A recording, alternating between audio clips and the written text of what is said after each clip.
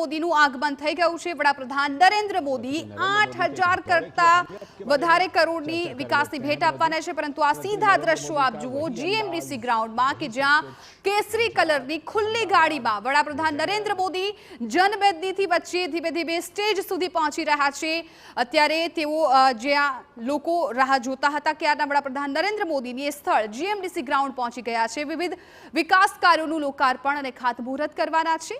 અત્યારે આપ જીએમડીસી ગ્રાઉન્ડના આ સીધા દ્રશ્યો જુઓ કે જ્યાં વડાપ્રધાન નરેન્દ્ર મોદી ધીમે ધીમે આ કાર મારફતે સ્ટેજ સુધી આવી રહ્યા છે, લોકોનું અભિવાદન ઝીલી રહ્યા છે। તેમની સાથે મુખ્યપ્રધાન ભૂપેન્દ્ર પટેલ પણ છે, સીઆર પાટીલ પણ આ જીપમાં જોવા મળી રહ્યા છે।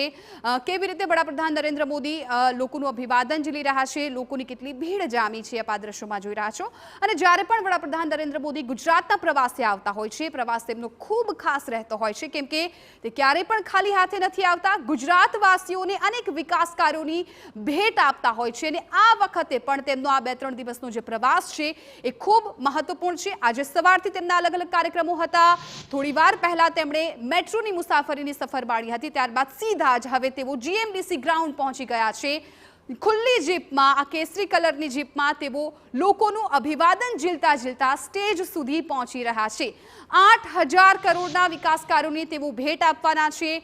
અલગ અલગ તેમાં આવાસ યોજનાની વાત હોય કે પછી અલગ બીજા વિકાસના કાર્યોની વાત હોય, તેઓ આજે જીએમડીસી ગ્રાઉન્ડ ખાતેથી એ કાર્યોનું ખાતમુહૂર્ત કરવાના છે, લોકાર્પણ કરવાના છે। પરંતુ એ પહેલા વડાપ્રધાન નરેન્દ્ર મોદીની ઝલક જોવા માટે કેટલી જનમેદની ઉમટી છે આપ જોઈ શકો છો। આમાં મોટા ભાગના લોકો લાભાર્થીઓ છે કે જેમને આજે વિવિધ યોજનાઓનો લાભ મળવાનો છે। આવાસ યોજના હોય, પીએમ આવાસ યોજનાની વાત હોય કે પછી અન્ય વિકાસ કાર્યોની વાત હોય, વડાપ્રધાન નરેન્દ્ર મોદી થોડી જ વારમાં આ તમામ પ્રોજેક્ટનું ખાતમુહૂર્ત કરશે, અનેક પ્રોજેક્ટનું લોકાર્પણ કરશે। પરંતુ એ પહેલા જે લોકો કલાકોથી તેમની રાહ જોતા હતા, તેમનું આગમનનું તેઓ પ્રતીક્ષા કરતા હતા, એક ક્ષણ આખરે આવી ગઈ છે। વડાપ્રધાન નરેન્દ્ર મોદી અત્યારે જીએમડીસી ગ્રાઉન્ડમાં ઉપસ્થિત છે અને આ ખુલ્લી જીપ મારફતે તેઓ સ્ટેજ સુધી પહોંચી રહ્યા છે, લોકોનું અભિવાદન ઝીલી રહ્યા છે।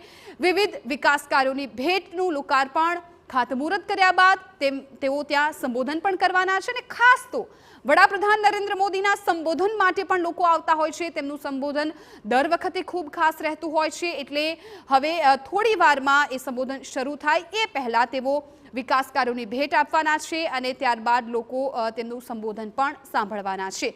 વડાપ્રધાન નરેન્દ્ર મોદી આજે સવારથી લઈને અનેક વિકાસ કાર્યોની ભેટ છે ગુજરાતને આપી છે, ત્યારે એક બાદ એક કાર્યક્રમો પૂરા કરીને મેટ્રોની પણ સફર માણીને લોકો સાથે વાતચીત કરીને, વિદ્યાર્થીઓ સાથે, યંગસ્ટર્સ સાથે વાતચીત કરીને હવે નરેન્દ્ર મોદી છે અત્યારે જીએમડીસી ગ્રાઉન્ડ પહોંચી ગયા છે કે જ્યાં 8000 કરોડની વિકાસની ભેટ તેઓ આપવાના છે। પરંતુ એ પહેલા કેવી રીતે લોકો વચ્ચેથી વડાપ્રધાન જઈ રહ્યા છે, લોકોનું અભિવાદન ઝીલી રહ્યા છે, અને એમની એક જૂની પેટર્ન પણ રહી છે કે જ્યારે પણ કોઈ પણ કાર્યક્રમમાં તેઓ આવતા હોય છે, હાજરી આપતા હોય છે, ત્યારે લોકો વચ્ચેથી જતા હોય છે, લોકોનું અભિવાદન છે ઝીલતા ઝીલતા તેઓ સ્ટેજ સુધી પહોંચતા હોય છે। થોડી જ વારમાં વડાપ્રધાન નરેન્દ્ર મોદીની હાજરી સ્ટેજ પર હશે, ત્યારબાદ 8000 કરોડના વિકાસ કાર્યોની તેઓ ભેટ આપશે અને ત્યારબાદ સંબોધન પણ કરશે। તેમનું આ સંબોધન ખૂબ ખાસ રહેવાનું છે, કેમ કે લોકસભાના જે પરિણામો આવ્યા છે તેઓ સતત ત્રીજી વખત વડાપ્રધાન બન્યા છે, ત્યારબાદ તેઓની આ પ્રથમ ગુજરાતની મુલાકાત છે